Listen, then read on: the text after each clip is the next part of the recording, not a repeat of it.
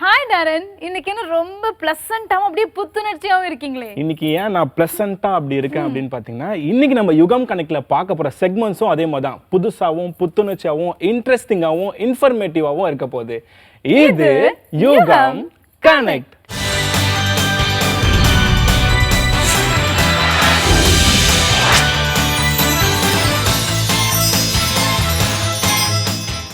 டாரன், மில்லட்னா என்னன்னு தெரியுமா? மில்லட்னா தெரியலையே. மில்லட்னா சிறுதானியங்கள். நம்ம வந்து பாரம்பரியமா பயன்படுத்திட்டு இருந்ததுதான். இந்த திணை, சாமை இதெல்லாம் வச்சு நிறைய வெரைட்டிஸ் ஆஃப் ஃபுட் வந்து பண்ணலாம். இன்னைக்கு இதுல ஒரு ஐட்டம் குதிரைவாலியை வச்சு தான் நமக்காக ஃபுட் செஞ்சு காட்டுறதுக்காக வந்திருக்காங்க கிருத்திகா ராதாகிருஷ்ணன். பாத்துருவோமா? Yes, super. இது கிருத்திகாஸ் கிச்சன்.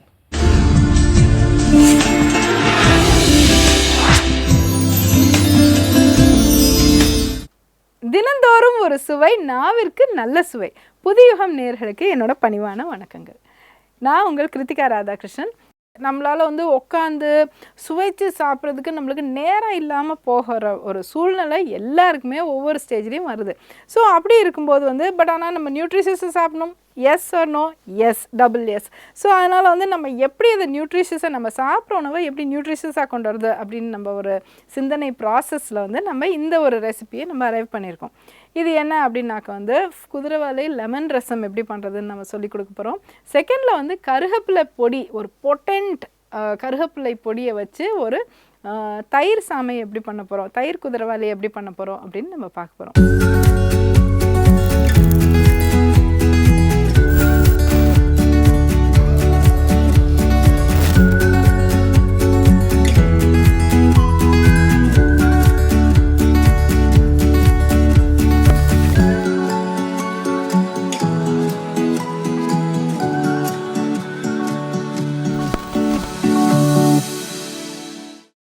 ஸோ இன்க்ரீடியன்ஸ் என்னென்ன நோட் பண்ணிக்கோங்க நேர்களே. ரசம், பூண்டு, கொத்தமல்லி, லெமன். அடுத்த செக்ஷனுக்கு வந்து குதிரைவாலி, கருவேப்பிலை பொடி, தயிர்.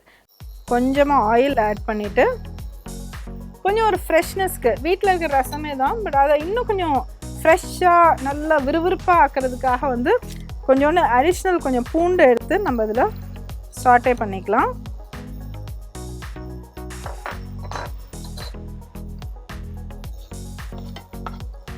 ஸோ ரசம் சாதம் அப்படிங்கிறது வந்து சின்ன குழந்தையிலேருந்து பெரியவங்களால் ரொம்ப ஈஸியாக ஜெமிக்கவும் முடியும், சாப்பிடவும் முடியும். ஸோ அதனால் வந்து இப்போ இயர் ஆஃப் மில்லட்ஸ் எல்லாருக்குமே தெரியும். மில்லட்டோட ரொம்ப முக்கியமான இது என்ன அப்படின்னு, ஏன் மில்லட் நம்மளுக்கு இவ்வளோ முக்கியத்துவம் கொடுக்குறோம் அப்படின்னாக்கா ரொம்ப ரொம்ப வேலிட் ரீசன்ஸுங்க.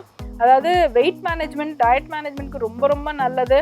நல்ல பசி தாங்கக்கூடிய ஒரு சக்தி வாய்ந்த ஒரு கிரெயின் இது.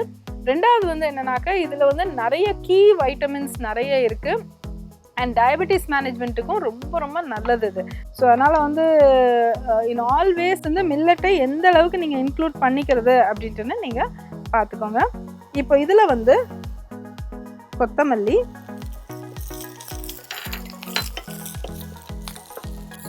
ஓகே. ஸோ நான் இங்கே வந்து செஞ்சு வச்ச ரசம் நான் இதில் ஆட் பண்ணிடுறேன்.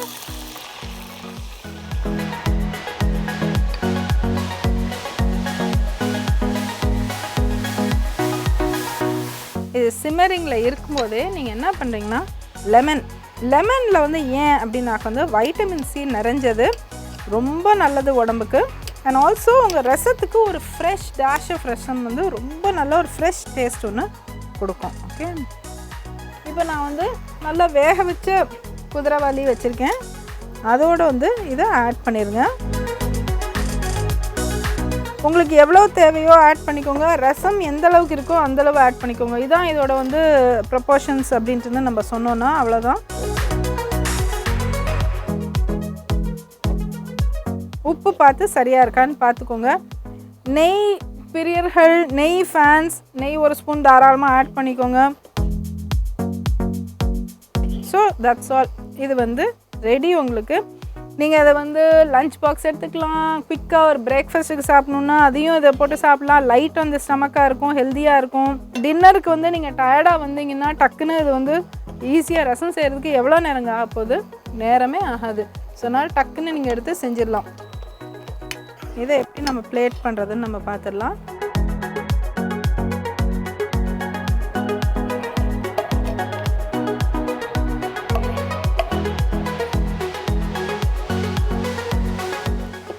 எடுத்து நீங்கள் அழகாக நீங்கள் சாப்பிட்றலாம்.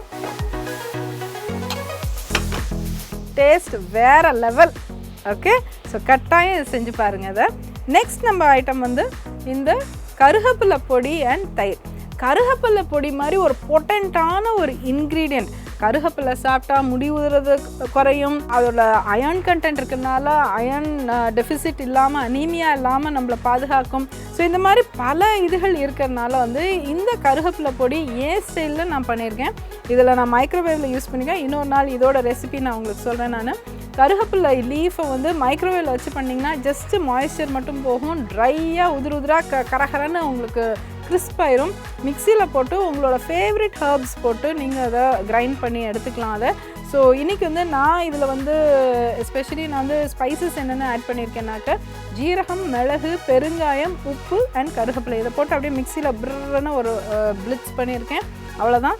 ஸோ இதில் வந்து நம்ம எப்படி தயிரை வச்சு நம்ம செய்கிறோம் அப்படின்ட்டு நம்ம பார்க்கலாம். ஸோ இப்போ பார்த்தீங்கன்னாக்கா தயிர், இதுக்கு வந்து என்ன தயிர், இதுக்கு மட்டும் ஒரே ஒரு சின்ன ஒரு ப்ரீ ரெக்வெசிட் அப்படின்னு நம்ம சொல்லலாம். கொஞ்சம் கெட்டியான தயிராக பார்த்து எடுத்துக்கோங்க.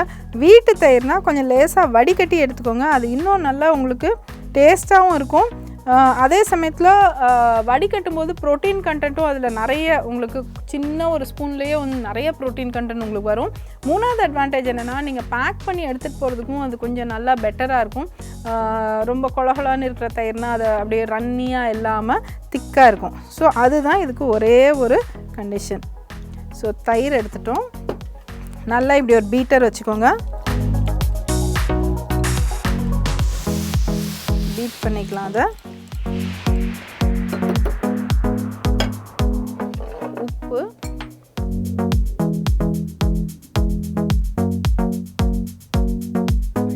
இந்த தயிர்லேயே இந்த கருகப்பில்லை பொடியை ஆட் பண்ணிக்கோங்க.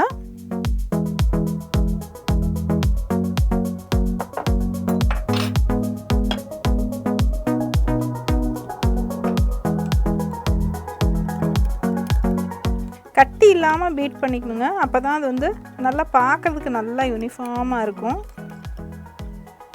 ஓகே, இப்போது இதோட வந்து நீங்கள் வேக வச்ச குதிரைவாலியை இதோட ஆட் பண்ணிக்கிறோம். அகெயின் எவ்வளோ வேணுமோ அவ்வளோ ஆட் பண்ணிக்கிறோம்.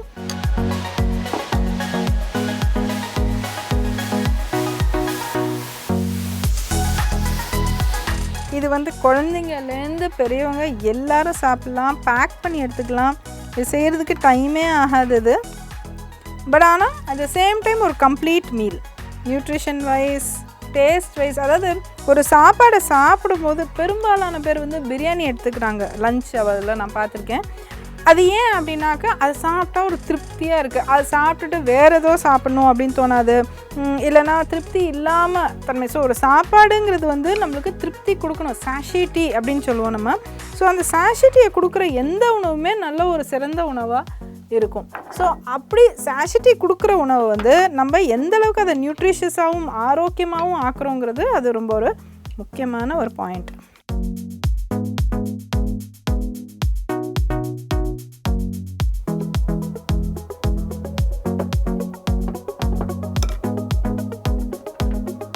மேலே இன்னும் கொஞ்சம் நல்ல ஜெனரஸ் சர்விங் ஆஃப் கருகப்பில்லை பொடியை ஆட் பண்ணிடலாம்.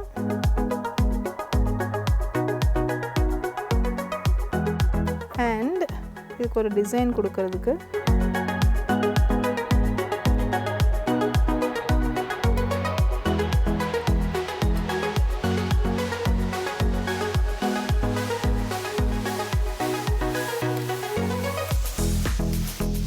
ஸோ இது வந்து உங்களோட கருவேப்பிலை பொடி தயிர் குதிரைவாலி. ஸோ குதிரைவாலி கதம்பம் உங்களுக்கு இன்றைக்கி. ஸோ அதனால் வந்து I'm sure you really gonna enjoy it. இது வந்து நீங்கள் சாப்பிட்டிங்கனாக்கா அப்படியே ஒரு வேறு லெவலில் நம்மளோட கில்ட்லெஸ் ஈட்டிங் அது ஒன்று. ரெண்டாவது வந்து திருப்தியான ஒரு ஈட்டிங். ஸோ அதனால் வந்து நல்ல ஹாப்பியாகவும் வாய் நிறையவும் சாப்பிட்லாம், வயிறு நிறையவும் சாப்பிட்லாம். அதே சமயம் ஒரு கில்ட் இல்லாமல் ஐயோ நம்ம ஓவர் ஈட் பண்ணிட்டோமோ அப்படிங்கிற ஒரு கில்ட் இல்லாமல் சூப்பராக சாப்பிட்றதுக்கு 2 சூப்பரான ரெசிபீஸ். தினந்தோறும் சுவை, தினந்தோறும் சிந்தனை. இன்றைக்கி டிப் ஆஃப் த டே அப்படி என்னன்னு நம்ம பார்த்தோம்னாக்க வந்து இது முக்கியமாக குழந்தைங்களுக்கும் பேரண்ட்ஸ் தாய்மார்களுக்கும் ஒரு முக்கியமான ஒரு டிப்பாக இருக்கும் அது. பிகாஸ் ஆஃப் ரொம்ப ஸ்ட்ரெஸ்ட் லைஃப் ஸ்டைல்னால குழந்தைங்களாலையும் காலையில் பிரேக்ஃபாஸ்ட் சரியாக சாப்பிட முடியாது. அதுக்குன்னு நம்ம வந்து பட்னியாக குழந்தைய அனுப்ப முடியாது இல்லையா? ஏன்னா breakfast forms a very important part of the meal of the day. So அதனால வந்து நம்ம அந்த குழந்தையோட விருப்பம் என்ன, ஸ்வீட் பிடிக்குமா இல்லை காரங்கள் பிடிக்குமான்னு சின்ன ஒரு அனாலிசிஸ் நம்ம பண்ணி பார்த்து நல்லா ப்ரீ பிளான் பண்ணிக்கோங்க.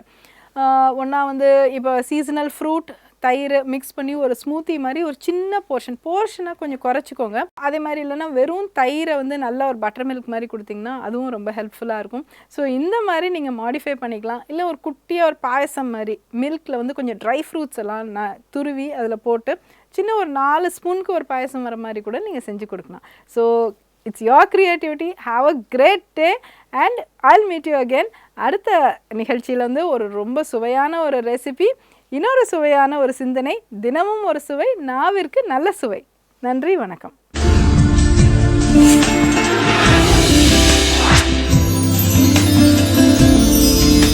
அஜிதா, நம்ம டே டு டே லைஃப்ல நம்ம அம்மா, அக்கா, தங்கச்சி, ஒய்ஃப் இவங்கலாம் நம்மளை பார்த்துக்கிறதுலயே டைமை ஸ்பெண்ட் பண்ணிட்டு அவங்க பார்த்துக்கிறது மறந்துடுறாங்களே. ஆமா, கண்டிப்பா. இதனால வந்து உங்களுக்கு ஹெல்த் இஷ்யூஸ் வரதுக்கான வாய்ப்புகளும் இருக்கு. இந்த மாதிரி லேடிஸுக்கு வர ஹெல்த் இஷ்யூஸ் பத்தி பேசுறதுக்காக தான் இன்னைக்கு வந்திருக்காங்க டாக்டர் உஷா நந்தினி. இனியவை இன்று.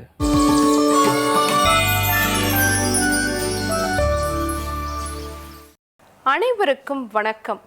நான் doctor MS Usha Nandini, Siddha physician, Lotus women care hospitals, PCOS speciality centre, Saibaba colony, Coimbatore, KK Nagar, Chennai. Puthiyagam தொலைக்காட்சியில் தொடர்ந்து நம்ம பெண்கள் சார்ந்த பல ஆரோக்கிய விஷயங்களை பார்த்துக்கிட்டே வரோங்க. அந்த வகையில் இன்னைக்கு நம்ம சொல்லக்கூடியது இந்த கருக்குழாய் அடைப்பு. இது எதனால் உருவாகுது, இதற்கான தீர்வு என்ன? ஏன்னா இன்னைக்கு நிறைய பெண்களுக்கு வந்து இன்னைக்கு நேச்சுரல் ப்ரெக்னென்சிக்கு சான்சஸே இல்லை, இயற்கையாக நீங்கள் கருத்தரிக்கவே முடியாது அப்படிங்கிற ஒரு சூழ்நிலை இந்த கருக்குழாய் அடைப்புனால தான் உருவாகுது. ஃபெலோப்பியன் டியூபல் பிளாக்னால தான் உருவாகுது. ஸோ அப்போ இந்த ஃபெலோப்பியன் டியூபல் பிளாக்கை உங்களால் இயற்கையாக சரி பண்ணிக்க முடியும் அப்படின்னு சொன்னால், சர்ஜரி இல்லாமல் மருந்து மாத்திரைகள் பெரிய அளவில் எடுத்துக்காமல் உங்களால் இயற்கையாக இந்த ஃபெலோப்பியன் டியூபல் பிளாக்கை சரி பண்ணிக்க முடியும்னு சொன்னால் அப்ப நம்மளால இயற்கையா கருத்தரிக்க முடியும் இல்லைங்களா? சோ இந்த ஃபெலோப்பியன் டியூபல் பிளாக் எதனால உருவாகுது பெண்களுக்கு அப்படின்னு கேட்டிங்கன்னா, நிறைய பெண்களுக்கு வந்து இந்த பீரியட்ஸுக்கு முன்னாடி இருக்கக்கூடிய ஹார்மோன்களுடைய சமச்சீரற்ற தன்மை, நிறைய ஸ்ட்ரெஸ் ஆகுறது, கோவப்படுறது, இந்த மாதிரி காரணங்கள்னால டியூப்ல வந்து அடைப்பு ஏற்படுறதுக்கு வாய்ப்பு இருக்கு. பீரியட்ஸ் டைமில் ரொம்ப வலி இருக்கும். அப்போ அதுக்காக ஒரு பெயின் கில்லர் நிறைய யூஸ் பண்ணுவாங்க. இதை தொடர்ந்தும் அந்த மாதிரி பிரச்சனை இருக்கிறதுக்கு வாய்ப்பு இருக்கிறதா சொல்லப்படுது. பீரியட்ஸ் போஸ்ட்பாண்ட் ஆகிறதுக்குன்னு மெடிசன் சாப்பிடுவாங்க. அந்த எனக்கு வந்து வீட்டில் விசேஷம், இல்லைன்னா கோயிலுக்கு போகிறாங்க, இல்லை திருமணம் அப்படின்னு ஏதோ ஒரு காரணம் சொல்லி பீரியட்ஸை போஸ்ட்பாண்ட் பண்ணுறதுக்கு இயற்கையாக நடக்க வேண்டிய அந்த நிகழ்வை வந்து தள்ளி போக வைக்கிற மாதிரி ஒரு மாத்திரையை சாப்பிடுவாங்க. அதை தொடர்ந்து சில நேரங்களில் இந்த மாதிரி கருக்குழாய் அடைப்பு வரத்துக்கான வாய்ப்பு இருக்கிறதாகவும் சொல்லப்படுது. சம்டைம்ஸ் இந்த பீரியட்ஸ் ஃப்ளோ சரியாக வெளிப்படலை, இவங்க ஏதாவது அந்த காலகட்டத்தில் தேவையற்ற உணவுகள், உதாரணத்துக்கு ஒரு பன்னீர் 65, இல்லைனா வந்து ஒரு எண்ணெயில் பொரித்த உணவு, இல்லைனா பிராய்லர் சிக்கன், நல்லா பொரிச்ச ஒரு சிக்கன், கிரில்டு சிக்கன், இந்த மாதிரி பீரியட்ஸ் டைமில் சாப்பிட்ருப்பாங்க. அந்த மாதாந்திர ருது அந்த காலகட்டத்தில் முழுமையாக வெளிப்பட்டிருக்காது. அதை தொடர்ந்து கருக்குழாய் அடைப்பு வரத்துக்கு வாய்ப்பு இருக்குது. ஸோ நிறைய இனிப்பு சுவை சாப்பிடக்கூடிய பழக்கம் இருக்கவங்களுக்கும் இந்த ப்ராப்ளம் வரதுக்கு வாய்ப்பு இருக்குது. ஏதாவது நோய் தொற்று கிருமிகள் அவங்களுக்கு ஆல்ரெடி உடல்ல இருக்கு அப்படின்னு சொன்னா, உதாரணத்துக்கு டிபி மாதிரியான பிரச்சனைகள் ஏதாவது இருக்குன்னு சொன்னா, அது தொடர்ந்தும் வந்து அடைப்பு ஏற்படுறதுக்கு வாய்ப்பு இருக்கு. சரியான தூக்கம் இல்லை, அவங்களுக்கு அதிகமான அழுத்தம் இருக்கு. திருமணத்திற்கு பிறகு வந்து சில பெண்களுக்கு மன அழுத்தம் கூடிடும். அம்மா வீட்டில் இருந்த சௌகரியங்கள் நம்மளுடைய கணவர்மார் வீட்டில் கிடைக்காது. ஸோ அந்த மாதிரி மன அழுத்தம் கூடும் பொழுதும் அதை தொடர்ந்து வந்து கருக்குழாய்களில் அடைப்பு ஏற்படுறதுக்கு வாய்ப்பு இருக்கு. அப்போது இந்த கருக்குழாய் அடைப்பை நம்ம இயற்கையாக சரி பண்ணணும் அப்படிங்கிறது ரொம்ப ரொம்ப முக்கியம். அப்போ இதை சரி பண்ணக்கூடிய காலகட்டத்தில் நம்ம கருக்குழாய் அடைப்பு ஏற்படுறதுக்கான அடிப்படையான காரணம் என்ன, எந்த ஹார்மோன் பிரச்சனைனால இந்த மாதிரி வந்திருக்கு, இல்லை நம்ம உணவு முறை வாழ்வியல் முறை மாற்றத்தினால நம்மளுக்கு இப்படி ஏற்பட்டிருக்கலாமா, இல்லை நம்ம உபயோகப்படுத்தின மருந்து மாத்திரைகள்னால இந்த மாதிரி ஆயிருக்குமாங்கிறத ஃபர்ஸ்ட் ரூட் காஸை நம்ம ஐடென்டிஃபை பண்ணணும். அதுக்கப்புறம் அந்த டியூப் வந்து நல்லா மூவ் ஆகணும், அந்த டியூப்ல எந்த அடைப்பும் வரக்கூடாது, அதில் இருக்கக்கூடிய கழிவுகள்லாம் ஒவ்வொரு மாதாந்திர ருதுலையும் வெளிப்பற்றணும் அப்படின்னா உங்களுடைய ஈஸ்ட்ரோஜன் ப்ரொஜெஸ்ட்ரான் ஹார்மோன் பேலன்ஸ்டாக இருக்கணும், உங்களுடைய FSH LH ஹார்மோனும் பேலன்ஸ்டாக இருக்கணும். அது பேலன்ஸ்டாக இருக்கான்னு செக் பண்ணி அதுக்கு தகுந்த மருந்து முறைகளையும் உணவு முறைகளையும் நீங்கள் ஃபாலோ பண்ணணும். மருத்துவரை அணுகி மருத்துவ முறைகளையும் நீங்கள் எடுத்துக்கணும். அந்த மாதிரி எடுத்துக்கிட்டிங்கன்னா டியூப் மூமெண்ட், இப்போ எப்படி நமக்கு குடலில் ஒரு மூமெண்ட் இருக்குது, உணவை வெளியே தள்ளுறதுக்கு, உணவில் இருக்கக்கூடிய சத்துக்கள் உறிஞ்சப்படுறதுக்கு குடலில் எப்படி ஒரு மூமெண்ட் இருக்கோ அதே மாதிரி நம்ம கருக்குழாயிலையும் ஒரு மூமெண்ட் இருக்கும். அந்த மூமெண்ட் வந்து நல்லபடியாக இருந்தால் தான் கருக்குழாயில் அடைப்பு ஏற்படாமல் இருக்கிறதுக்கு வாய்ப்பு இருக்கு. ஸோ கருக்குழாயோடைய அந்த எண்டில் அடைப்பு இருக்கு, ஃபிம்பரியல் எண்டில் பிளாக் இருக்கு, இந்த எண்டில் பிளாக் இருக்கு, சரியாகாது, அந்த மாதிரி எந்த பிளாக்காக இருந்தாலும் எந்த அடைப்பு வகைகளாக இருந்தாலும் அதை நம்மளால இயற்கையாக சரி பண்ண முடியும். என்ன மாதிரியான மருத்துவ முறைகளை மேற்கொண்டா நமக்கு இந்த கருக்குழாய் அடைப்பு சரியாகும் அப்படின்னு பார்த்தீங்கன்னா, உங்கள் பீரியட்ஸ் டைமில் 2 விஷயங்களை செய்யுங்க. ஒன்று, டெய்லி ஒவ்வொரு பீரியட்ஸ் டைம்லையும் ஒரு 30லேருந்து 40 கிராம் சோற்று கற்றாழையோடைய ஜெல் எடுத்துக்கோங்க. காலையில் வெறும் வயிற்றில் அதை குடிச்சிடுங்க. 5 டேஸ்க்கு குடிங்க. அது வந்து ஒரு நல்ல தீர்வாக இருக்கும், கருக்குழாய் அடைப்பு சரியாகிறதுக்கான வாய்ப்புகளை உருவாக்கும். 2வது விஷயம், சோம்பு கஷாயம், பெருஞ்சீரகம்னு சொல்லக்கூடிய சோம்பு. இந்த சோம்பை வந்து லைட்டாக வறுத்து ஒரு ஸ்பூன் அளவு எடுத்து 2 டம்ளர் தண்ணி விட்டு ஸ்லோ ஃப்ளேமில் கொதிக்க வச்சு 1/2 டம்ளராக சுண்ட வச்சு பனங்கருப்பட்டி மட்டும் சேர்த்து அந்த பீரியட்ஸ் ஆன 5 நாளும் காலையில் வெறும் வயிற்றில் எடுத்துக்கோங்க. அந்த மாதிரி எடுத்துக்கும் பொழுதும் இந்த டியூப்ல இருக்கக்கூடிய அடைப்பு நிவர்த்தி ஆகிறதுக்கான சான்சஸ் இருக்குது. ஸோ இந்த 2 விஷயங்களை பயன்படுத்துங்க. ஸோ இன்னைக்கு வரைக்கும் நம்மளுடைய ப்ராக்டிஸில் கருக்குழாய் அடைப்பு அப்படிங்கிற பிரச்சனை இருந்து அதற்காக நம்மளால் வந்து குழந்தை பாக்கியம் அடைய முடியலை அப்படிங்கிற தம்பதிகள் எல்லாருக்கும் நல்லபடியாக தீர்வு கண்டு கொடுத்துருக்கோம் இந்த மருத்துவ முறைகளை வச்சு தான். ஸோ கண்டிப்பாக பயன்படுத்தி பாருங்கள். என்னோட அனுபவ முறையை தான் நான் உங்கள் கூட ஷேர் பண்ணியிருக்கேன். இதே மாதிரி இன்னொரு ஆரோக்கிய குறிப்போடு நான் உங்களை சந்திக்கிறேன். இயற்கையோடு இணைவோம், ஆரோக்கியமாக இருப்போம், ஆனந்தமாக வாழ்வோம். நன்றி, வணக்கம்.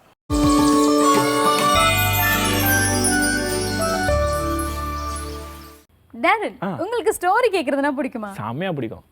அந்த ஸ்டோரியே மோட்டிவேஷனலா இருந்தா எப்படி இருக்கும்? அதை விட செமையா பிடிக்குமே. சூப்பர். அந்த மாதிரி உங்களை மாதிரி இருக்கிறவங்களுக்காக தான் ஒரு வேலையில எப்படி ஃபோக்கஸ்டா இருக்கணும் அப்படின்றத மோட்டிவேஷனா ஒரு ஸ்டோரியா சொல்றதுக்காக வராங்க புதுகை பாரதி. இது குட்டி ஸ்டோரி.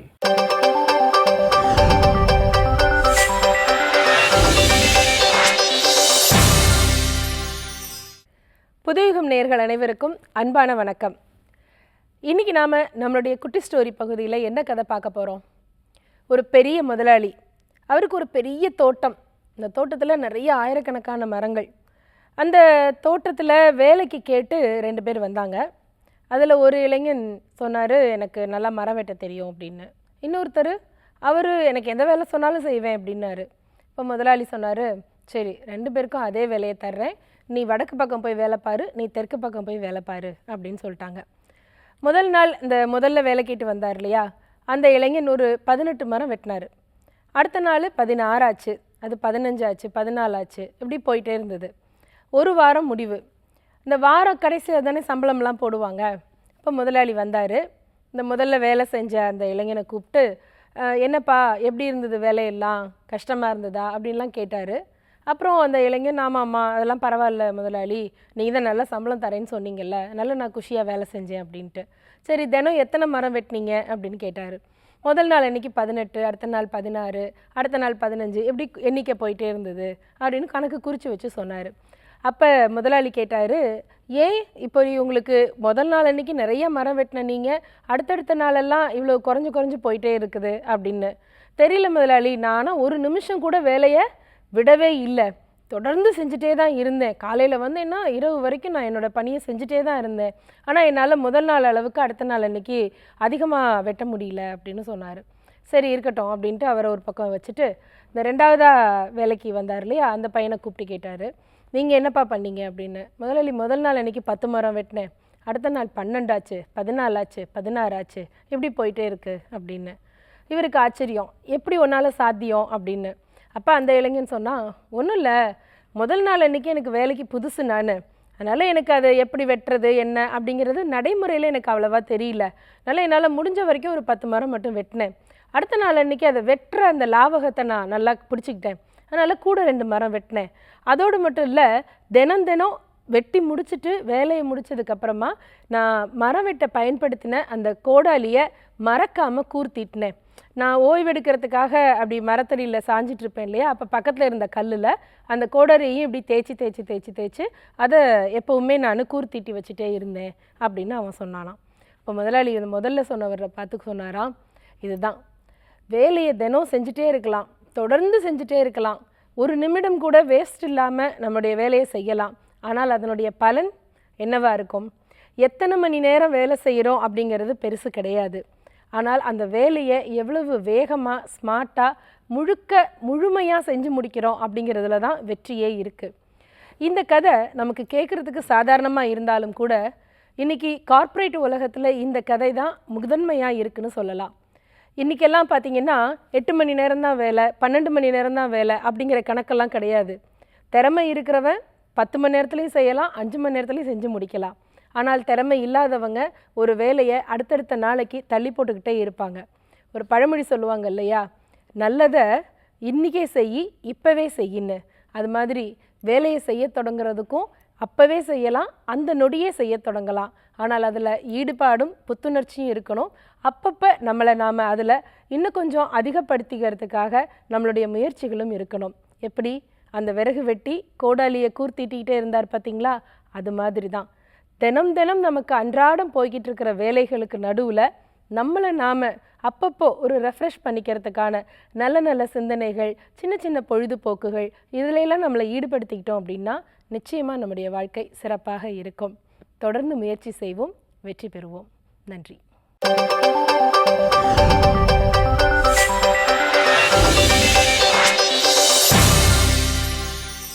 நம்ம டே டு டே லைஃப்ல சாப்பிட்றது எவ்வளவு முக்கியம்?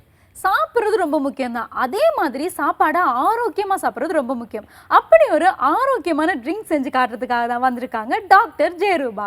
இது அறிவோம் ஆரோக்கியம்.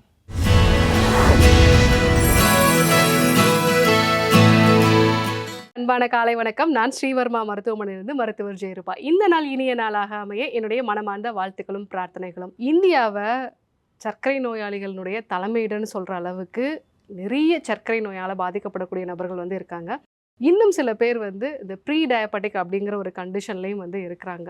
ஸோ இந்த அளவுக்கு சர்க்கரை நோய் அதிகமாக இருக்கக்கூடிய நம்முடைய நாட்டில் தான் கிடைக்கக்கூடிய மூலிகைகளும் சரி, அதே மாதிரி உணவுப் பொருட்களும் சர்க்கரையை கட்டுப்படுத்தக்கூடிய தன்மை இருக்குது. அதில் முக்கியமானது நெல்லிக்காய், அதே மாதிரி மஞ்சள். இந்த நெல்லிக்காயும் மஞ்சளும் சேர்ந்த பானம் எடுத்துக்கும் போது சர்க்கரையை கட்டுப்பாட்டுக்குள்ளே கொண்டு வர்றது மட்டும் இல்லாமல் ப்ரீ டயபெட்டிக் கண்டிஷனில் இருக்கிறவங்களுக்கு சர்க்கரை நோய் வராமலும் தடுக்கலாம். சர்க்கரை நோயால் பாதிக்கப்பட்டவங்களுக்கு அதனுடைய பக்க விளைவுகளான கண்களில் பாதிப்பு உண்டாகிறது, கிட்னியில் பாதிப்பு உண்டாகிறது, நரம்புகளில் பாதிப்பு உண்டாகிறது, இந்த மாதிரியான பிரச்சனைகள்லாம் வராமல் நம்ம தடுத்துக்கலாம். இன்னொன்று, சர்க்கரையால் பாதிக்கப்பட்டவங்க ரொம்ப சீக்கிரமே வயதான ஒரு தன்மை உண்டாகும். அந்த மாதிரியான விஷயங்களையும் வராமல் தடுக்கலாம். ஸோ இந்த நெல்லிக்காய் மஞ்சள் சேர்ந்த பானம் எப்படி தயாரிக்கிறதுங்கிறத நம்ம பார்க்கலாம். இந்த நெல்லிக்காய் மஞ்சள் சேர்ந்த பானம் தயாரிக்கிறதுக்கு பெரிய நெல்லிக்காய் நம்ம 2 எடுத்துக்கலாம். அதே மாதிரி தேவையான அளவு மஞ்சள் நம்ம சேர்த்துக்கலாம். இந்த மஞ்சள் நம்ம பொடியாக வாங்காமல் நம்ம வீட்டிலேயே இந்த விரலி மஞ்சள் வாங்கி அரைச்சி வச்சுக்கிறது நல்லது. அப்போ தான் அதில் இருக்கக்கூடிய முழுமையான சத்துக்கள் நமக்கு கிடைக்கும். ஸோ இந்த நெல்லிக்காயை நம்ம சின்னதாக கட் பண்ணிக்கலாம்.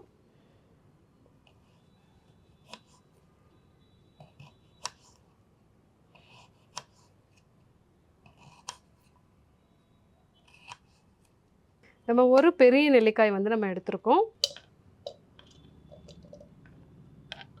1 டீஸ்பூன் அளவுக்கு நம்ம மஞ்சள் சேர்த்துக்கலாம். ஸோ இதுக்கு தேவையான அளவு நம்ம தண்ணீர் முதல்ல கொஞ்சமாக சேர்த்துக்கலாம்.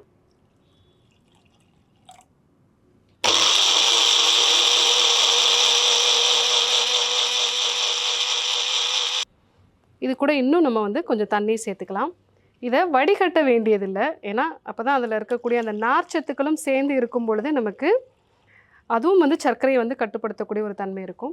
இதை வந்து நம்ம டெய்லி காலையில் வெறும் வயிற்றில் எடுத்துக்கும் பொழுது நம்மளுடைய சர்க்கரை வந்து நல்லா கட்டுப்படும். சர்க்கரை நோயாளிகளுக்கு பயன்படக்கூடிய இந்த நெல்லிக்காய் மஞ்சள் சேர்ந்த பானம் எப்படி தயாரிக்கிறதுன்னு நம்ம பார்த்தோம். இந்த நெல்லிக்காயை பற்றி சொல்லும் பொழுது சித்த மருத்துவத்தில் நெல்லிக்காய்க்கு பித்தம் அகலும் அதன் புளிப்பால் செல்லுமே வாதம் அதில் சேர்த்துவப்பால் சொல்லும் ஐயம் ஓடும் கான் சித்தத்தில் உள்ள அனலுடனே கூடும் பிற மேகமும் போகும் கான் அப்படிங்கிறத சொல்லியிருப்பாங்க. அதாவது உடம்புல சூடு அதிகமாகி சேரக்கூடிய மேகம் அப்படிங்கிறது வந்து சர்க்கரை நோயை வந்து குறிக்கக்கூடியது.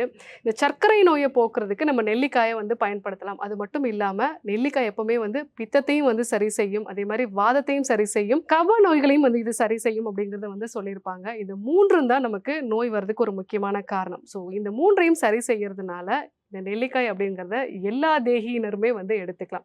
அது மட்டும் இல்லாமல் இந்த நெல்லிக்காயில் இருக்கக்கூடிய பாலிஃபீனால்ஸ் அப்படிங்கிறது வந்து இன்சுலினோட சென்சிட்டிவிட்டியை வந்து அதிகப்படுத்தக்கூடிய தன்மை இருக்குது. முக்கியமாக காலையில் வெறும் வயிற்றில் வந்து பார்க்கக்கூடிய சர்க்கரை ஃபாஸ்டிங் பிளட் சுகர் வந்து சிலருக்கு வந்து அதிகமாக இருக்கும். ஸோ இந்த மாதிரி ஃபாஸ்டிங் பிளட் சுகர் அப்படிங்கிறது வந்து அதிகரிக்கிறதுக்கு நம்மளுடைய கல்லீரலோட செயல்திறன் வந்து கம்மியாகிறது ஒரு முக்கியமான காரணம். ஏன்னா நம்ம இந்த ஃபாஸ்டிங் பிளட் சுகர் பார்க்கும்போது ஒரு 12 hours ஃபாஸ்டிங்கில் தான் வந்து நம்ம பார்ப்போம். நம்ம எதுவுமே சாப்பிடாத போது நம்ம உடம்புல வந்து எப்படி சர்க்கரை கூடுது அப்படிங்கிறத நம்ம யோசிக்கலாம். நம்ம கல்லீரல் தான் வந்து அந்த சர்க்கரை வந்து ஆல்ரெடி சேர்த்து வச்சிருக்கக்கூடிய சர்க்கரையை வந்து வெளிப்படுத்தும். ஸோ கல்லீரலோட செயல்திறன் வந்து கம்மியாக இருந்தது, சரியான இரவு தூக்கம் இல்லை, அதிகமாக நம்ம ப்ரிசர்வேட்டிவ் சேர்ந்த உணவுப் பொருட்கள் வந்து நம்ம எடுத்துக்கிறோம், நிறைய வந்து ஆன்டிபயோட்டிக்ஸ் பெயின் கில்லர்ஸ் எடுத்துக்கிறோம். ஸோ இதனால் நம்மளுடைய கல்லீரல் வந்து பாதிக்கப்பட்டு நமக்கு இந்த ஃபாஸ்டிங்கில் பிளட் சுகர் வந்து இன்க்ரீஸ்டாக இருக்கும். அந்த மாதிரி பிரச்சனை இருக்கிறவங்களும் இந்த நெல்லிக்காய் மஞ்சள் சேர்ந்த பானம் வந்து எடுத்துக்கும் போது நம்ம கல்லீரலை வந்து பாதுகாக்கக்கூடிய தன்மை வந்து இருக்குது. இந்த நெல்லிக்காய் வந்து ஒரு ஹெப்படோ ப்ரொடெக்டிவ் நம்ம வந்து சொல்லுவோம். அதே மாதிரி இது உடலில் இருக்கக்கூடிய பித்தத்தையும் வந்து குறைக்கும். ஸோ பித்தத்தை குறைக்குது அப்படின்னாலே கல்லீரலை வந்து பாதுகாக்கக்கூடிய ஒரு தன்மை வந்து இருக்கும். ஸோ அந்த மாதிரி தன்மை இருக்கிறதுனால நம்ம நெல்லிக்காயை காலையில் வெறும் வயிற்றில் வந்து எடுத்துக்கும் பொழுது அது வந்து நமக்கு சர்க்கரையை வந்து கட்டுப்படுத்தும், முக்கியமாக ஃபாஸ்டிங் பிளட் சுகரை வந்து கட்டுப்படுத்தும். இன்னொன்று மலச்சிக்கல் சம்மந்தமான பிரச்சனை இருக்கிறவங்க, ஏன்னா சர்க்கரை நோயால் பாதிக்கப்படுறவங்களுக்கு மலச்சிக்கலும் கூடவே இருக்கும். அந்த மாதிரி பிரச்சனை இருக்கிறவங்களும் காலையில் வெறும் வயிற்றில் இந்த நெல்லி அதே மாதிரி மஞ்சள் சேர்ந்த பானம் வந்து எடுத்துக்கும் போது அது வந்து மலச்சிக்கல் சம்மந்தமான பிரச்சனைகளையும் வந்து சரி செய்யும்.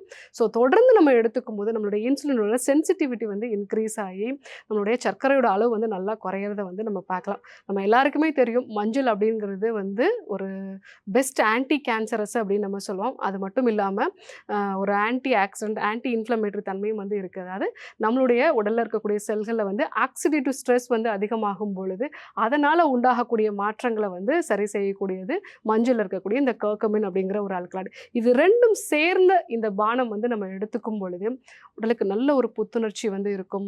அடிக்கடி வந்து உடல் சோர்வடைகிறது இதெல்லாம் வந்து நம்ம தவிர்த்துக்கலாம். சர்க்கரையும் வந்து கட்டுப்பாட்டுக்குள்ளே வந்து கொண்டு வந்துக்கலாம். முக்கியமாக இந்த ஃபாஸ்டிங் பிளட் சுகரை வந்து நம்ம கண்ட்ரோல் பண்ணிக்கலாம். சர்க்கரையோட பக்க விளைவுகளான டயபெட்டிக் ரெட்டினோபதின்னு சொல்லுவாங்க. கண்ணில் இருக்கக்கூடிய இந்த ரெட்டினாக்கு வந்து ரத்த ஓட்டம் வந்து கம்மியாகிறது. சர்க்கரையோட பக்க விளைவுகளான டயபெட்டிக் ரெட்டினோபதி, அதே மாதிரி டயபெட்டிக் நெஃப்ரோபதி, டயபெட்டிக் நியூரோபதி இந்த மாதிரியான பிரச்சனைகளையும் வந்து சரி செய்யலாம். ஆறாத ரணங்கள் இருந்தாலும் அதையும் சரி செய்யக்கூடிய தன்மை வந்து இந்த நெல்லிக்காய் மஞ்சள் சேர்ந்த பானத்துக்கு வந்து இருக்கும். ஸோ இந்த நெல்லிக்காய் மஞ்சள் சேர்ந்த பானம் நம்ம ரெகுலராக எடுத்துக்கும் போது நம்ம சர்க்கரை வந்து கட்டுப்பாட்டுக்குள்ள வந்து கொண்டு வரலாம். ஸோ இன்றைக்கு இந்த நெல்லிக்காய் மஞ்சள் சேர்ந்த பானம் வந்து எதுக்காக எடுத்துக்கிறோம், இதை எப்படி வந்து செய்கிறது அப்படிங்கிறத நம்ம வந்து பார்த்தோம். இதே போன்று ஒரு நல்ல தகவலோடு உங்களை சந்திக்கிறோம். நன்றி, வணக்கம்.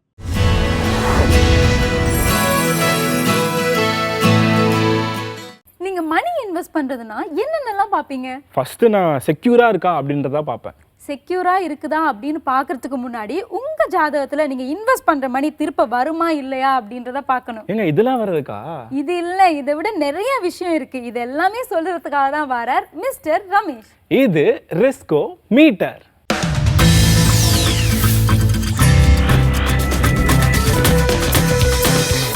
கிரகங்கள் தன்னுடைய வேலைகளை எப்பொழுதும் செய்து கொண்டிருப்பது நமக்கு தெரிந்ததே. அவற்றின் பலன்களை நாம் எப்படி காண்பது, அதை எப்படி பயன்படுத்தி கொள்வது என்ற அடிப்படையிலே பங்கு வர்த்தகம் என்பது நமக்கு பிடிபடாத ஒன்றாக அமைந்திருக்கிறது. அதிலே கிரகங்களை பயன்படுத்தி பங்கு வர்த்தகத்திலே எப்படி சாதனை செய்ய முடியும், லாபங்கள் ஈட்ட முடியும் என்பதுதான் ஃபினான்ஷியல் அஸ்ட்ராலஜி என்ற ஒரு சப்ஜெக்ட். அந்த சப்ஜெக்ட் ரிலேட்டடாக தான் இந்த டாபிக்ஸ்லாம் இருக்க போகிறது. அதனால் தொடர்ந்து நேயர்கள் இதை கூர்ந்து கவனித்து பயன்பெறுமாறு கேட்டுக்கொள்கிறேன். முதலிலே யாரெல்லாம் பங்கு முதலீட்டிலே ஈடுபட வேண்டும் என்று எண்ணுகிறார்களோ அவர்களுடைய ஜாதகத்தை எடுத்து வைத்துக் கொள்ளுங்கள். அந்த ஜாதகத்திலே குருவும் புதனும் பங்கு வர்த்தகத்திலே மிக முக்கியமான காரகர்களாக அமைகிறார்கள். அதை எப்படி சிம்பிளாக சொல்லணுன்னாக்கா, மிதுனம், கன்னி, தனுசு, மீனம், இந்த 4 கோணராசின்னு சொல்லுவாங்க. 4 கோணத்தில் இருக்கும். இந்த இடத்துல உங்கள் லக்னம் அமைந்து விட்டால், இல்லை சந்திரன் போய் அமர்ந்து விட்டால், நீங்கள் எலிஜிபிள் ஃபார் பங்கு ட்ரேடிங், ஷேர் மார்க்கெட் ட்ரேடிங்க்கு போகலாம் அப்படின்னு ஃபஸ்ட்டு கோட் பண்ணிக்கோங்க. நீங்கள் இது ஃபஸ்ட்டு டிக் போட்டு வச்சுக்கலாம். இப்போ இவங்களுக்கு பங்கு முதலீட்டு யோகம் வரும் அப்படிங்கிற ஒரு காரணி கிடைத்து விட்டது. அடுத்த காரணியாக நாம் பார்க்க இருப்பது குருவும் சந்திரனும் பார்த்து கொள்வது அல்லது இணைந்து இருப்பது. குரு எங்கே உட்காந்துருக்காரோ அது பக்கத்துலேயே சந்திரனும் இருப்பார். அது இணைந்து இருப்பதுன்னு பேர். 7ஆம் பார்வையாக பார்த்து கொள்வது, அவருடைய எதுக்கு ஆப்போசிட் சைட்லேருந்து பார்க்குறார், சந்திரன் பார்க்குறாருன்னா பார்த்து கொள்வதுன்னு பேர். இதுவும் பங்கு சந்தையிலே அவர்கள் ஈடுபடுவதற்கான டிக்கு, செகண்ட் டிக். இப்போ இந்த 2 கேட்டகரி பீப்புளும் பங்கு சந்தைகளில் வரலாம் அப்படின்னு இவங்க ஃபஸ்ட்டு முதலீட்டு யோகம் இருக்குது அப்படின்னு ஹிண்ட் கிடச்சிடுச்சு. 3வது கேட்டகரி 2, 5, 8, 11 என்ற ஸ்தானங்கள், அதாவது லக்னம்னு லா போட்டிருப்பாங்க இல்லையா உங்களுடைய கட்டத்தில், அந்த லாகலேருந்து 1, 2 எண்ணினா 2வது இடத்துல ஏதாவது ஒரு கிரகம் இருக்கிற, 5வது இடத்துல ஒரு கிரகம் இருக்குது, 8வது இடத்துல ஒரு கிரகம் இருக்குது, 11வது இடத்துல ஒரு கிரகம் இருக்குதுன்னு வைத்துக்கோங்க. இவங்கெல்லாம் பங்கு சந்தையில் லாபம் ஈட்டுவதற்கான ஒரு ஹிண்ட் கிடச்சிருக்குன்னு எடுத்துக்கலாம். ஸோ இவங்களையும் டிக் பண்ணி வச்சுக்கலாம். 3வது கேட்டகரி இந்த கேட்டகரி. 4வது கேட்டகரி 2ஆம் இடம், 6ஆம் இடம், 10ஆம் இடம். 2ங்கிறது லக்னம் சொன்னேன், லா போட்டதுக்கப்புறம் 2, 4லேருந்து 1, 2, 3, 4, 5, 6வது இடத்துல 10வது இடத்துல இருப்பது. இப்போ இவங்களும் இந்த பங்கு சந்தையிலே பங்கு எடுத்துக்கொள்வதற்கான ஒரு முயற்சிகளை மேற்கொள்ளலாம் அப்படின்னு பங்கு சந்தையின் முதலீட்டு யோகம் உள்ள ராசிகளை நாம் பிரித்து வைத்து கொள்வோம். இந்த 2ஆம் இடம் அப்படின்னு சொன்னாக்க தனம் வருவதற்கான குறிகாட்டுதல். 6ஆம் இடம்ன்றது அடுத்தவரோட பணம். 10ஆம் இடம்ன்றது தொழில். இந்த பங்கு சந்தையில் பார்த்தீங்கன்னா ஒரு ட்ரேடிங் நடக்கும், ஒருத்தருக்கு லாபம் இருக்கும், இன்னொருத்தருக்கு நஷ்டம் இருக்கும். லாபம் வரும்போது அவர் எழுத்தாப்படி இருக்கிறவர் பார்க்குறார். ஸோ அவர் அடுத்தவருடைய பணத்தை வாங்கிக்கொள்ளாடும் போது 6ஆம் இடம் நல்லா இருக்கணும். அப்போ 2, 6 அதையே தொழிலாக வைத்துக்கொள்ளணும்னா 10ஆம் இடம் 2, 6, 10 என்ற எண்ணிக்கையை பங்கு சந்தை இவர்களுக்கு யோகத்தை அளிக்கும் என்பதை நாம் மனத்தில் கொண்டு இதை தொடர்ந்து இந்த காணொளியை தொடர்ந்து பார்ப்போம். வாழ்க வளமுடன்.